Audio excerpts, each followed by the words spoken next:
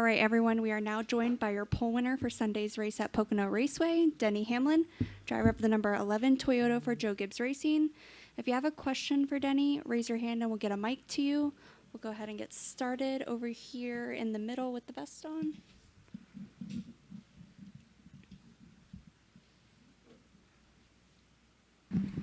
Kyle Magda, Rowdy Mag, Light Racing Media, and Lehighton Times News. Denny, with this place aging over the years, do you notice any differences with the track from when it does get repaved to now like it is 10 years later? Do you think you run better when the track ages, or do you just think you're good here overall?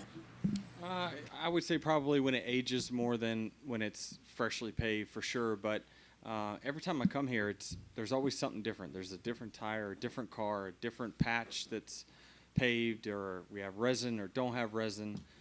There's a lot of different things every time we come here that's a challenge. And with us only having, 20 minutes of practice, you've got to kind of lean on some past experience of what you need to get out of your car to be fast here. And it's obviously worked for this car today. Mm-hmm. We'll go over in the back.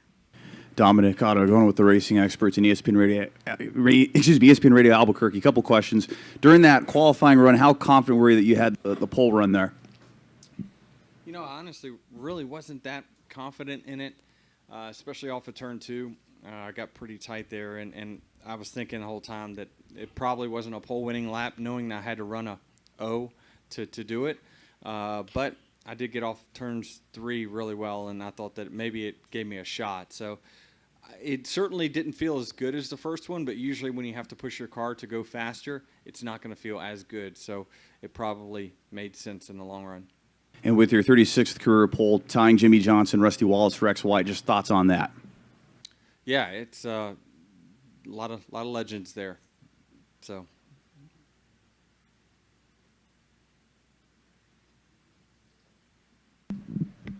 Kelly, CorrentoRacer.com. Denny, I got a few things for you. First off, a lot of racing still to go before the playoffs, so just wondering, is there anything top of mind or on the agenda for this 11 team to focus on before we get to Darlington?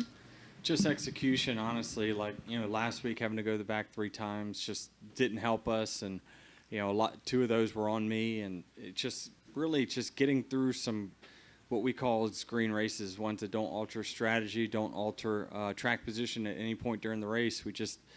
I think last season by this time we had what race is this? Is this 18 or something? 21. Wow.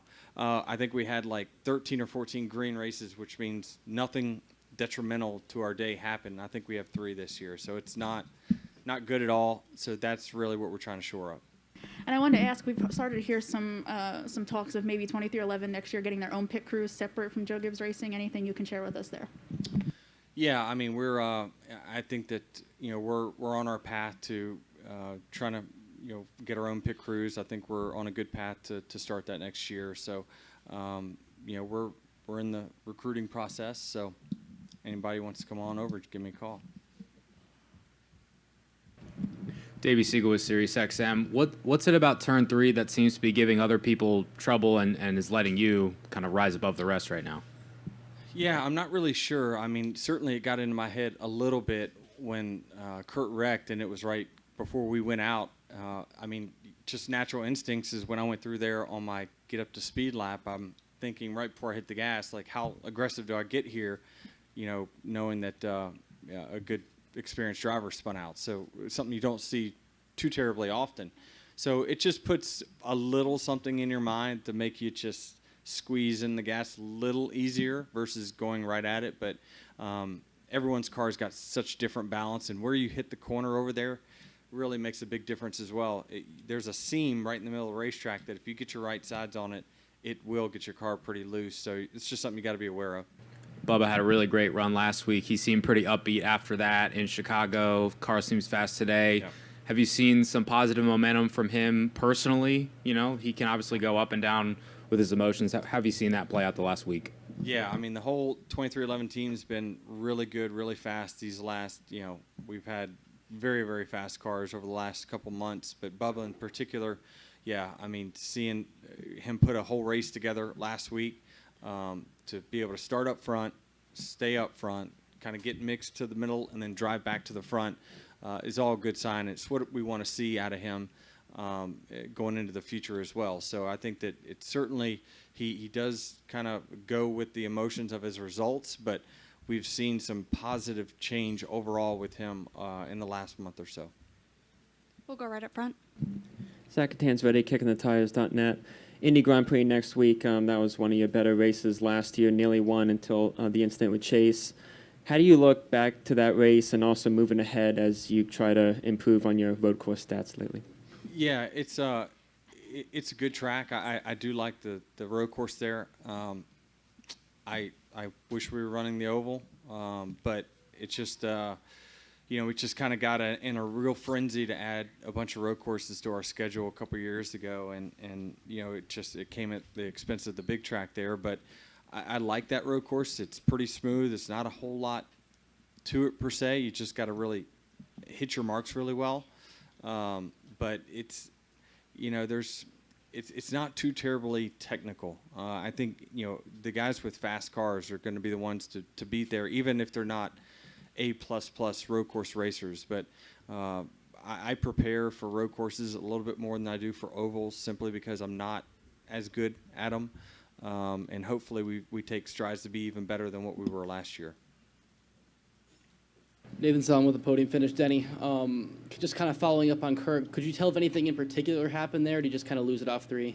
Yeah, I just saw it a second ago, and it looked like he just, right when he crossed over that seam, his car broke loose. So it's until you look at the data and see that, did he get aggressive with the gas? Was his car just loose? All those things are big factors, so you just never know. And overall, you guys had one of your better weekends as an organization last weekend at Loudon. How do you guys look to build off that going up here to the playoffs? Yeah, I mean, that was a good sign for us. We, those mile tracks, when I think about Phoenix and the nightmare that was for all the Toyotas and our team in particular, it's a good sign to go back to Loudon that is similar, not exactly the same, but similar to tracks that you're going to need to be good at in the playoffs. Short tracks and road courses have been big challenges for all the Toyotas, and to see those starting to change and be good, that's a good sign for us. We'll go over in the blue shirt.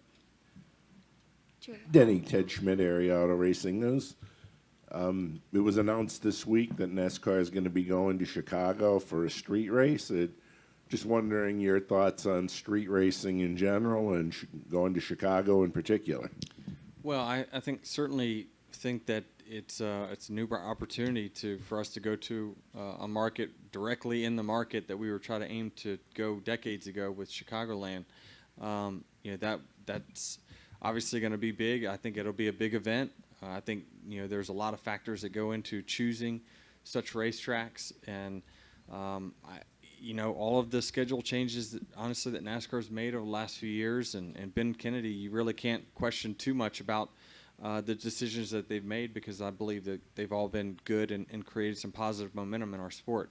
I don't like that it came at the expense of Road America. I mean, we can get rid of the Rovals and the Indy road courses, stuff like that, if we're going to go street racing in Chicago, and then keep a track like Road America, where the fans definitely supported us in a big way. So there's room for everything. I just think that we got to continue to be good at what we are good at, and what we're good at is being close side by side battles in stock cars. That's what this sport was kind of built on, is short track racing and oval track racing in general. I just hope we don't get too far away from our roots as far as that's concerned. We'll go in the very front. Scott Walsh from the Scranton Times-Tribune. Denny, after practice and qualifying now, what maybe is your best guesstimate is how this car is going to race tomorrow? How much of a wild card could this be, as we get approaching the playoffs? Well, it's going to be a track position race. We say it almost every week, but when I got close to someone in practice, it changed the balance of my car dramatically. I think the car that's leading will be significantly faster than anyone else in the field, just because of the better air he's going to have. So you want to be first, not second, and third's worse than that. Fourth is worse than that, and it just keeps getting worse. This track in particular has always been one where the leader has a big distinct advantage over the field. But I think in this car in particular that, you typically, this car really strives and runs well at tracks where it's multi-lane racetracks. Here, it's kind of two grooves, and so there's not a lot of room on the track for the air to escape. So the further you are up front, the faster your car is going to run. Doesn't matter what the balance is. We'll go in the middle. Thank you. Cole Cusimano with the Arizona Republic. You mentioned that you wished you were running the oval at Indy. Does running the road course kind of take away from the value or significance of racing at the Brickyard and winning there? Yeah, certainly. Yeah, it took a major off of our schedule. I mean, there's no other way you can say it or think of it. I know there's a lot of factors, right? But I just don't see where taking a major race, which was the Brickyard, off the schedule and putting a road course just didn't ever really make sense to me. Even if the racing wasn't fantastic, I mean, who cares? It's a big event, So I think actually these next-gen cars would have a better chance because of how much drag they have of putting on a better show than what we've had in the past, especially if they kind of get the horsepower and aerodynamic package right. They have so much drag. You could see an Indy-type race where there's a lot of passing down the straightaway. So I certainly would like to see them revisit that for sure. We'll go to Davey in the back. Just real quick on Chicago, as a team owner or as a veteran driver in the garage, was your opinion sought by the sanctioning body at all about potentially going street racing and doing so there? Well, they've been talking to us for a while about the possibility of it, and anytime that usually where there's smoke, there's fire. So I actually know someone that was part of the talks, and it's been years that they've been working on it. So I just knew inside information from that more so than open discussions with NASCAR on it. But they told us that it was a possibility. Nothing was done. You got to go through legislation and all that stuff. But once they got it done, then of course they told us. We'll go to Kelly. Denny, just one last thing, going back to the pit crew thing. Is that just part of the process of 2311 growing and just starting doing things on their own?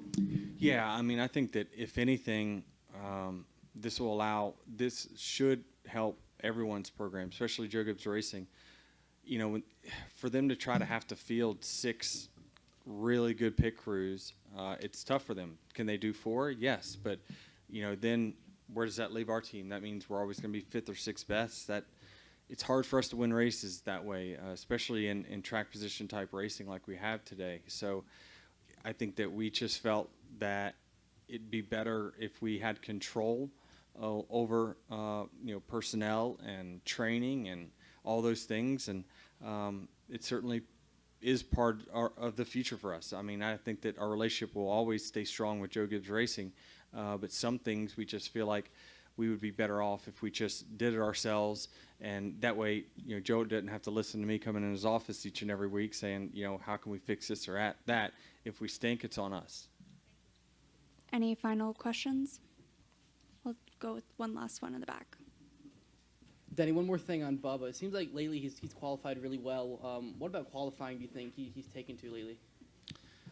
Well, I think a lot of that comes from some personnel that we have in our race team that is working directly with Bubba, especially on qualifying.